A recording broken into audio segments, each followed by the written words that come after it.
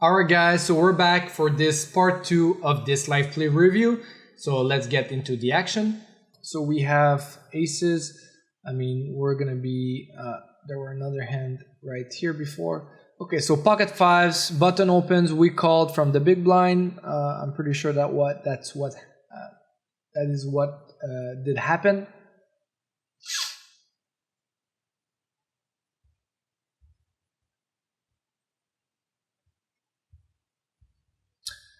Taking a while, so he checks back the flop. I don't think it's this is a spot where he should have some medium strength hand that he checks back.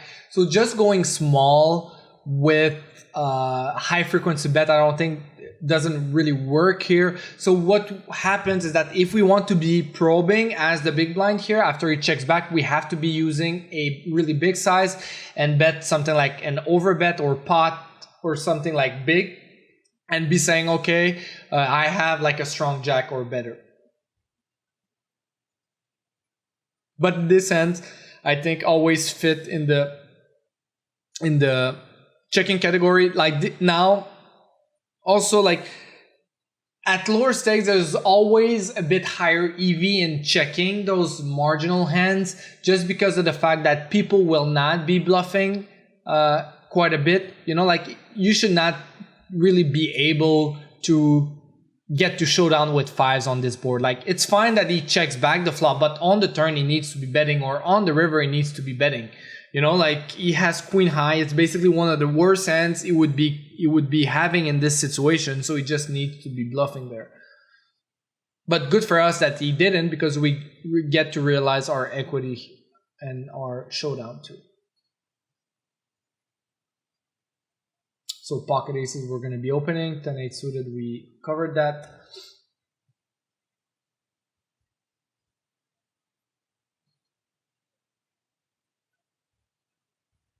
So we open, he calls, queen five deuce rainbow, very disconnected board, very good board for us. We can just bet range for a small size.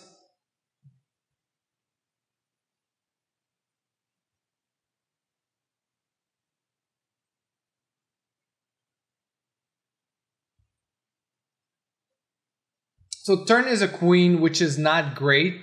It's not a turn where, okay, like it's so bad that we just want to be checking a whole lot. I mean, we still have plenty of like lower pocket pairs that wants to get value. The thing is that with aces, it's the better pocket pair you can have. We don't need any protection, so this would be a high frequency check. So basically in this spot, like jacks and aces, or tens and aces, are pretty much the same. As, I mean, he might have pocket jacks in the big blind against you, but the thing is that, like, if we have jacks, jacks and aces are pretty much the same, but jack needs a bit more protection because you have overcards that can potentially come. Also, like, he's not going to be check calling 8-7 a heart, but he's going to be check calling like ace-9 a heart, you know, against the small side. So when we hold the ace of heart, we kind of block some of his flush draws that he's gonna have. And then when we hold, let's say, the jacks or the tens, we kind of unblock his floats, you know, that has picked up backdoor flush draw, that type of stuff. So I wouldn't mind betting more, just because it needs a bit more protection when we're holding like the lower pocket pairs. But again, it's a spot that we can definitely just be betting again, hands like tens and jacks, even nines, that type of stuff, because we're still going to get called by worse, we're denying equity, that type of stuff. But as far as our checking range goes, I mean, aces here with a heart, I mean, it's just pretty slam dunk check. We don't need any protection here. I like the check. And then we're calling any river except if he jams or goes like 5x spot. And then he goes with a 2/3 size. I mean, we're not folding. If he went a bit smaller, I could argue just like raising there.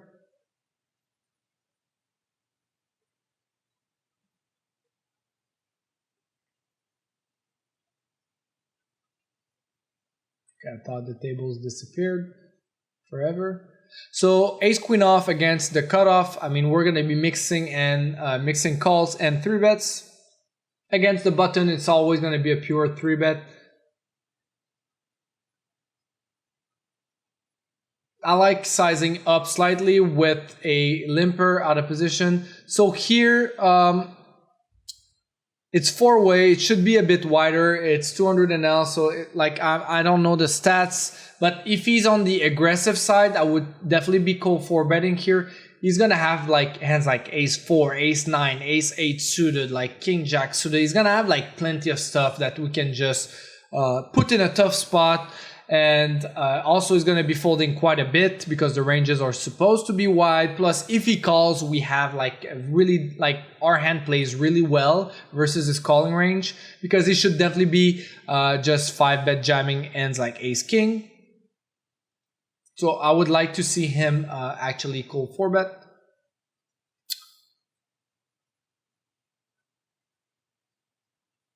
Okay, maybe he has a read that this guy is a bit on the neater side, but yeah. So here he opened the button and we called in the big blind. He goes with a half pot size, which I don't really like. It's a board where it's very connected. There's a flush draw, a lot going on. You just want to be putting in money into the pot. This hand is always going to be a call. I mean, like, you don't want to be check raising those really bad flush draws, because let's say you check raise here, he calls, the turn is a brick, you bet big again, and then the river is a flush. When all the money goes in, you're always going to be dead.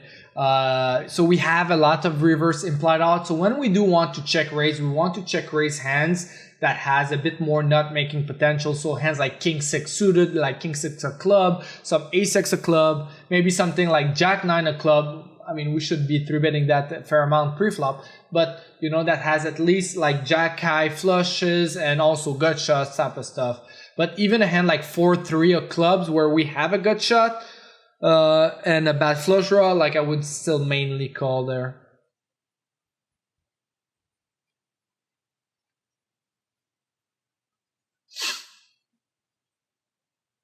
Now, given the fact that we improved to bottom pair, I would always check call again any bet size. Even if he overbets, I would call. Here we are 4-way, so we open 3x, he calls, this guy calls, and he called 2, the big blind. What I would do here is I would, being like, what you have to keep in mind is that being multi-way sucks, right? And then being multi-way and out of position sucks even more. So we have a pretty strong hand, but again, there's going to be so many turn cards that we won't like. We are facing 3 ranges, which is not great. So here my plan would be to actually check, let jockey, this guy, the limper, bet if he calls, and then I would be willing to raise and try to get it in versus this guy.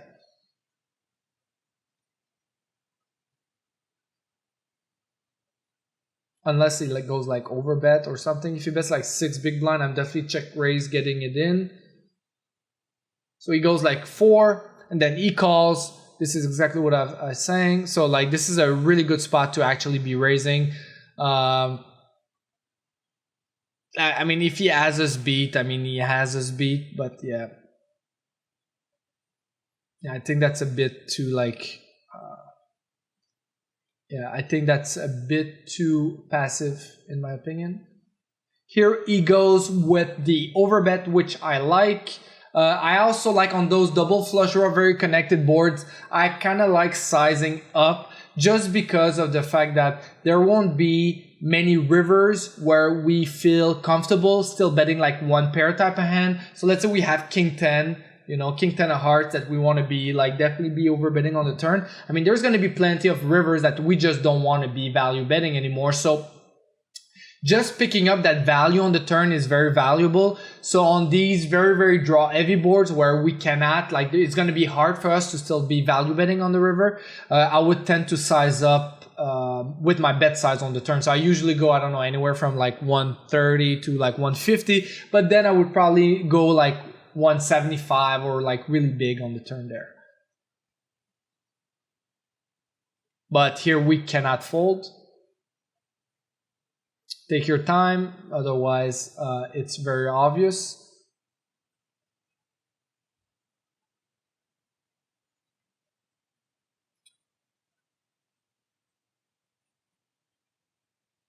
Yeah, I think on the river we could do two things. We could check or we could bet. Um, you know what? Like, since Joy Puck actually bet the flop and the other one called, the problem with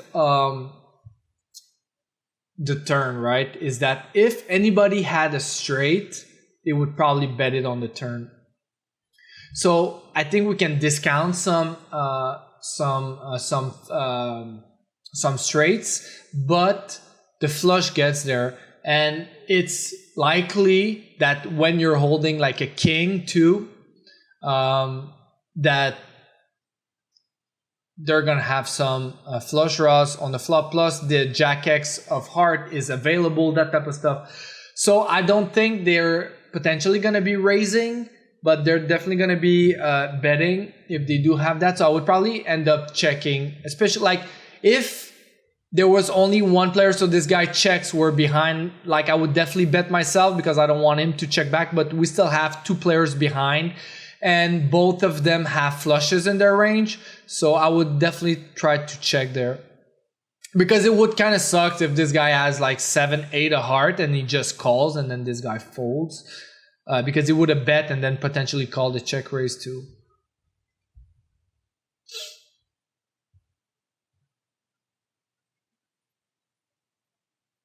And this is great.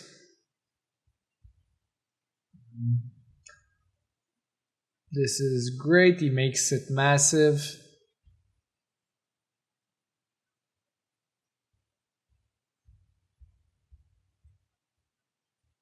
And yeah, definitely a recreational. I mean, he definitely overplayed massively his hand, so nice hand. I think both options are fine. Let me just lower a hand here.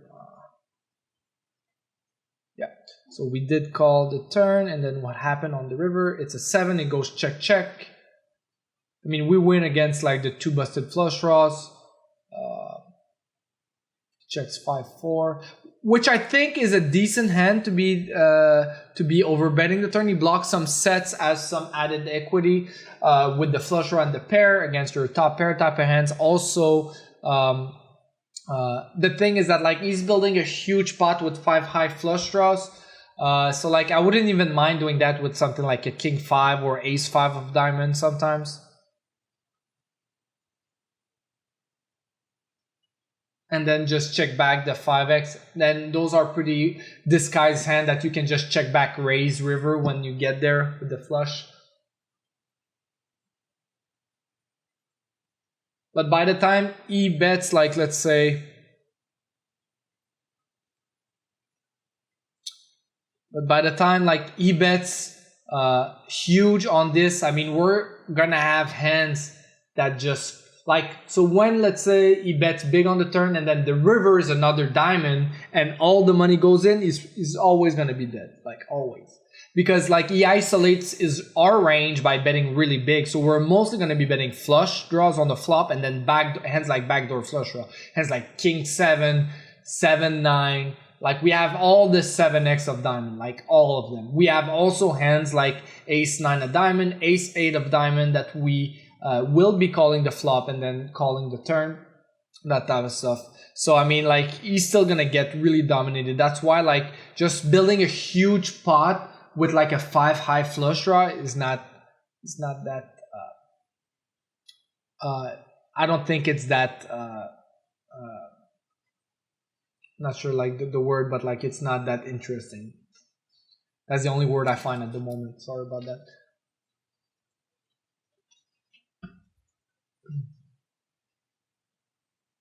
King 6 off is just going to be a fold. Same thing with Queen 6 on 5 as well. So we have a limper here. We're going to be ISOing. 3.5 I think is a fine size. So King Jack 4, high low boards, we can just c-bet small with a high frequency.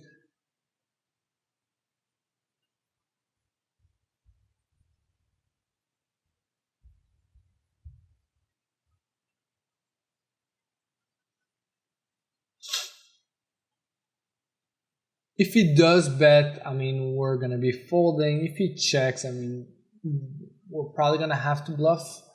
We have one of our worst ace-x.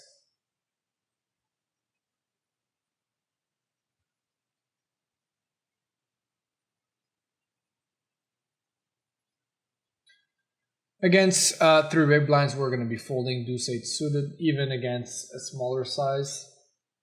I mean, if it's like a min open, we're probably gonna have to defend. Queen jack off, we can be betting this pretty aggressively.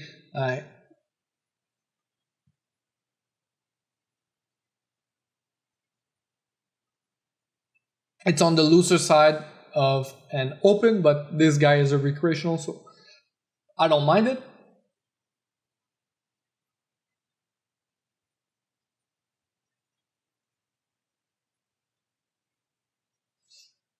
Yeah, this is super awkward. Super awkward.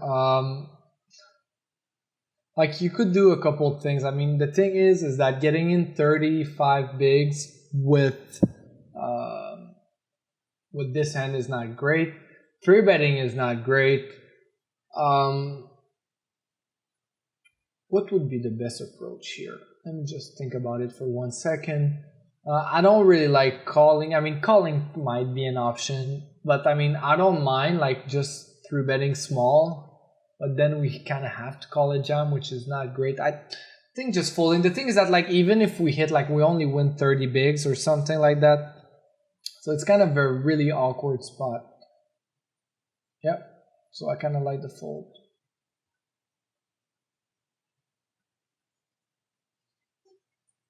That's why these guys, like, if they know how to short stack, they can put like us into a tough spot. But I mean, they're recreational.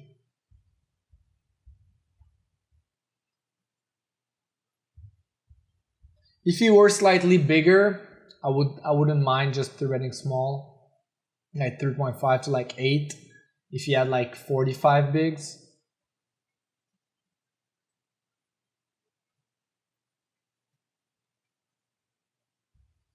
I like the ISO. Ace-9 we're going to be folding. 5-4 we're going to be defending if small blind opens, but folding against button.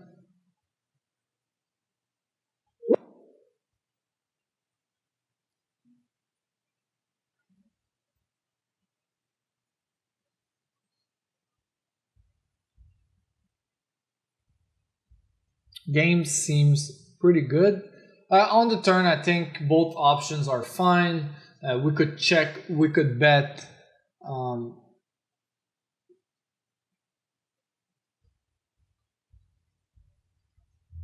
Also shouldn't have that many like ace-x in his range. Maybe some some low ace-x offsuit, that type of stuff. Let me just go back here and see what happened. Okay, so we ISO the limper, and then we check the flop, which I think on the flop we could do both. Given the fact that we have the best kicker with the 10, I think it's like a fine bet too. If I have a worse kicker like a hand like 10-9, I would be more inclined to be checking back. But betting your strongest 10x, where you can still get plenty of value against like queen 10, 10-9, 10-8 type of stuff, not on the turn anymore, but on the flop, I think it's fine. On the turn, once he bets, I think we can only call. And then river ace, which is a great. I would just bet, like having having 2 pair here, blocking the ace is not great. So we're really trying to target like a jack or a weak, like a hand like queen 10, for example. So I would try to bet a sizing that wants to get called like half pot or like 8.5 bigs or something like that.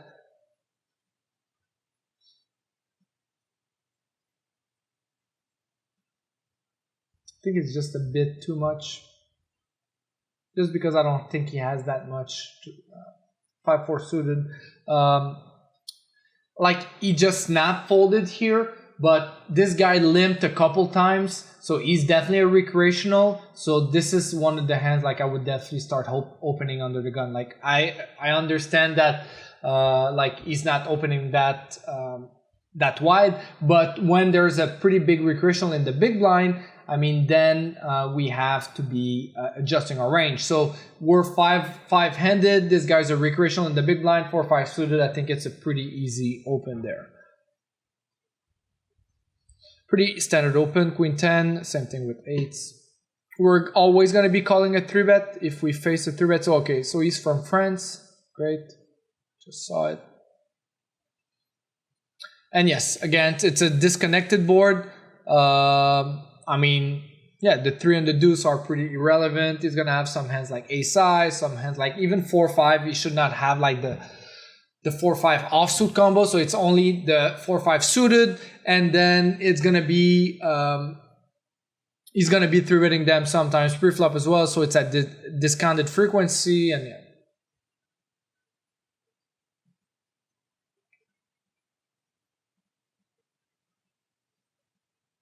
Queen 9 off, I mean, it's going to be a fold.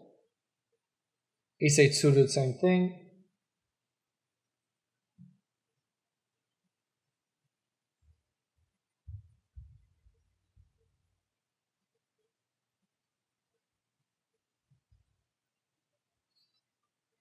Pretty interesting spots that we got. The games look very soft.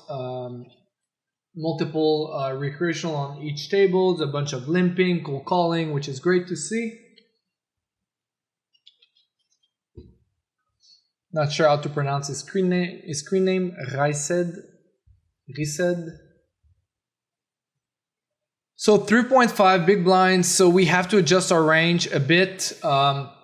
In the sense that like we're used to like 3 big blinds, that type of stuff. 10-6 suited, I think. Like what happens is that the bigger the sizing go, I mean the less incentive we have to call, right? I mean like we're getting a worse price, and the more incentive we have to we have to 3-bet because there's more money to go after pre-flop. The thing is that I don't think we can just go crazy by 3-betting like really wide just because of the fact that like I don't expect this guy to be just opening like 55% from the small blind with a 3.5 big blind open. So what happens is that we're going to have to be folding a bit more, and then also the borderline hands that are usually getting mixed between call and 3-bet, we could potentially just always 3-bet then and start folding and not really calling. So again, this hand is mixed between 3-bet and call, so I would mostly 3-bet now.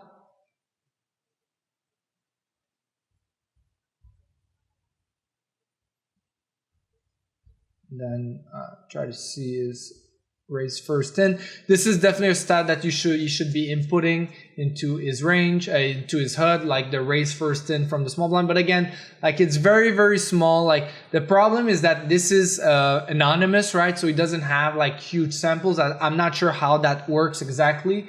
I'm not sure how that works exactly with his HUD and all that. If it's like when there's new players, it just refreshes, or like I don't have any idea. So basically, by the time that you get to have a relevant sample, you like there's somebody new playing, so you're kind of left guessing. The best thing would be to actually try to do some like population analysis, that type of stuff. But you need to have like quite a bit of sample to do that.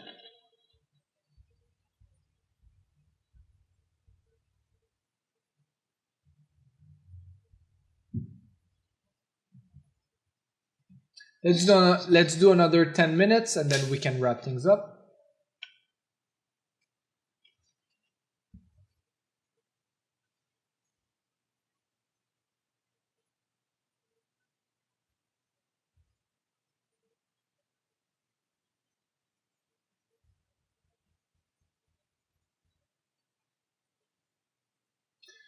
Ace queen off, limper. I mean, we're gonna be ISOing. Now he has a nicer stack, you know. So I mean, we're never folding ace queen off here. If he re-raise, do whatever pre-flop, we're just going in. We're just putting in that money. This is interesting. Like he has about 70 bigs. 70 bigs. I think it's a bit too deep to be jamming ace queen off here, but again, like he has a shorter stack. He's a recreational. I wouldn't fold here, even if we are dominated. It sucks, but we lose less, you know, because I mean he's short stacked, so we lose only 70 bigs instead of 100. Plus the fact that he can always show up with weird stuff here. So this is a flop that we will not be folding.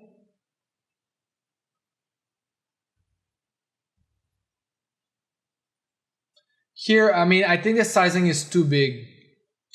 This sizing is too big. I mean, like, we want to be like, just betting 1/3 pot here is fine. You want to try to let him spaz. He has a short stack. We have no problem just getting in on the turn. Like, even if we bet like 8 big blinds here, the pot will be 40 bigs and he's gonna have 48 bigs. So we just have slightly over pot left on the turn. So I think this sizing is too big. You just want to let him hang himself. Just bet small. We have top pair, top kicker. We're never folding. Try to let him spaz by betting small. Here he might see that sizing and he's like, man, like he's never folding to a jam, so he might be scared off. But yeah, I would jam the turn here. I think even betting smaller to like let him, because here, like, is he really gonna call a hand like ace 10? But he might like if he had a flush draw, I would expect him to actually be jamming. So I kind of like, even though we only have a pot size bet left, I kind of like betting smaller here, just to try to give him the option to just be jamming himself, you know, because I mean we're never folding and all that type of stuff. Plus we don't mind also giving him better odds if he has a hand like ace king there, just because I mean he's basically drawing dead. Not dead, but I mean he has like 9% equity or so, 10% equity or something like that. And then if he had a flush draw, I would probably like check raise the flop or bet the flop himself. So I think this jam, I mean, like I would just bet small again. I would just bet like something like 15 bigs, and then you give him the option. I mean, he's still gonna stack off like his jack X or like king queen type of stuff that he has, right?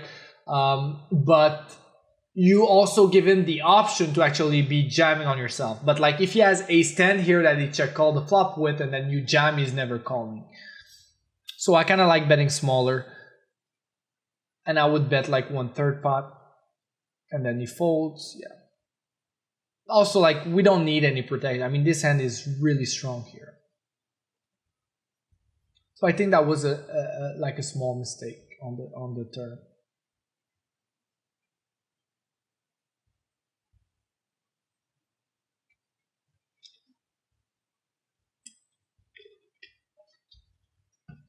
Like the value part of the range is always going to be calling, right? But the other stuff where once he checks the flop, I mean, he's going to have a bunch of give ups too. And you just don't want to give him like an easy fold with those give up. And you give him like the option to spaz, which is nice. So yeah.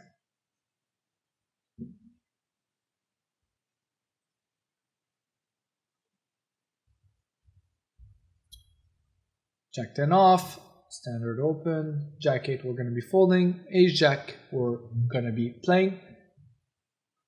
P poo poo P just sat down. So Queen 5-5 rainbow, we're going to be c-betting at a high frequency with a small size. Really good board for us. So we see here at top left that villain is actually a recursional and cold called. So here against a cold caller, this board hits him pretty well. I don't think just c-betting everything we have here. Also, we're going to be opening wider. So like there's a recursional in the big blind. There's a recursional in the small blind. We saw that we were opening hands like 10-8 off, that type of stuff. So we definitely are opening wider here.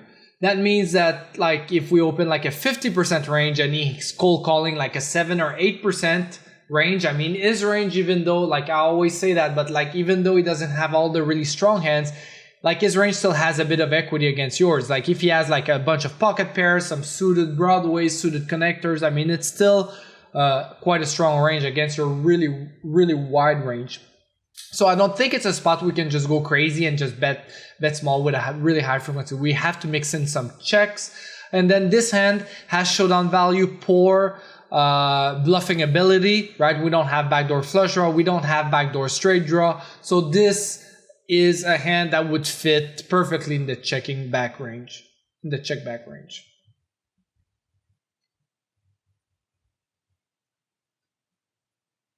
And then against this size, I mean, he makes it pretty small. I don't mind calling, to be honest, once, but not thrilled about it. We have plenty of other stuff to be calling, you know, with better backdoors. Hands like King 10 suited, right? King 10 suited, we have backdoor straight draw, we have backdoor flush draw, and then here we don't have anything other than ace high, which I wouldn't mind just calling here because he made it small. But again, like if we start calling those, I mean, we're going to be calling very wide. Turn card that connects very well with his check raising range. So if he has a hand like 10-8, 8, like 7-5, 8-7, just folding on the turn is fine. Ace queen we're going to be playing. Let's look at a few more hands and then wrap it up.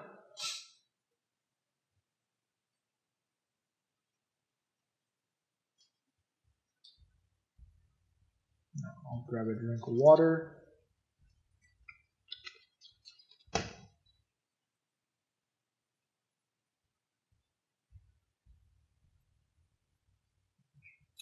So interesting hand against a 4-bet, against a 3-bet here.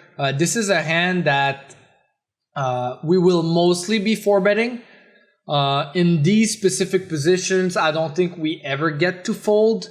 If we were under the gun, for example, then we could start 4-betting and folding as well. But here, like, he should be 3-betting like 13, 14%, like very wide. So I don't think we ever get to fold. But saying all that, I would mostly 4-bet. Probably like 90% of the time, I would just 4-bet here and then call my ace queen suited type of hand. And then this hand works very well. Has some nice blocker effects. Also, once he's flat, we have a pretty decent hand with decent playability. Once we flop top pair, that type of stuff.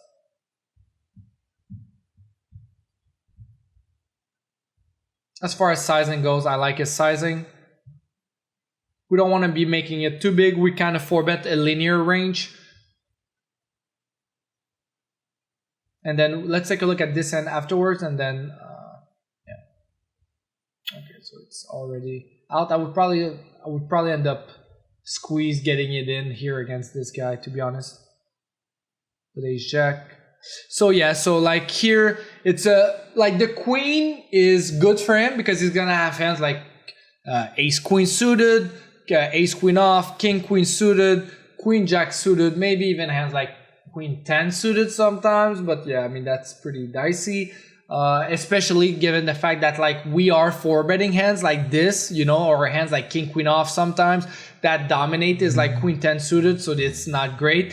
The 6 and the 4 is very irrelevant. He might have a hand like 7-8 suited, but it's only a gut shot. Shouldn't really have 6s or 4s or 6-4 suited or a queen 6 suited.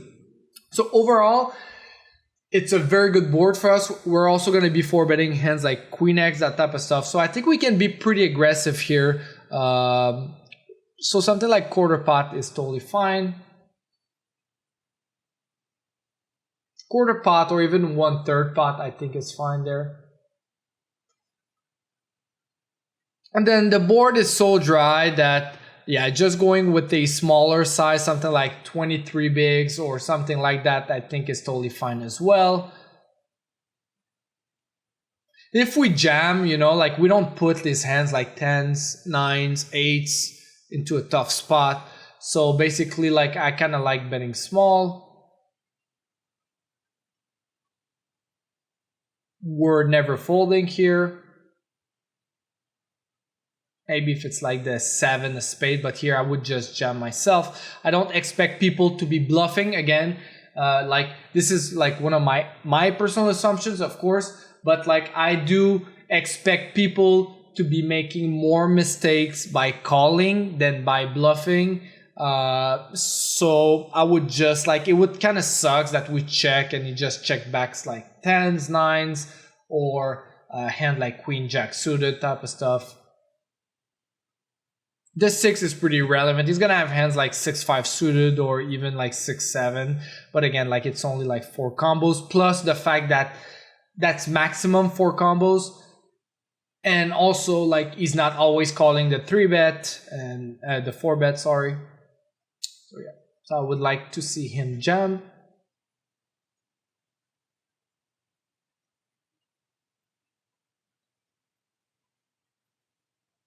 And let's see what happens, and we're gonna wrap things up.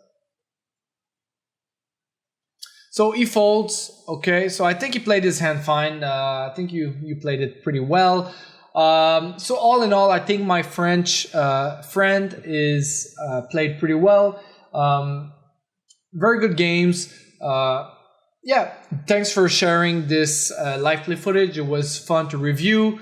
And if you guys have any questions about this, just hit me up in the forum. I'll be more than happy to take a look over it. So good luck in the meantime, and see you next time.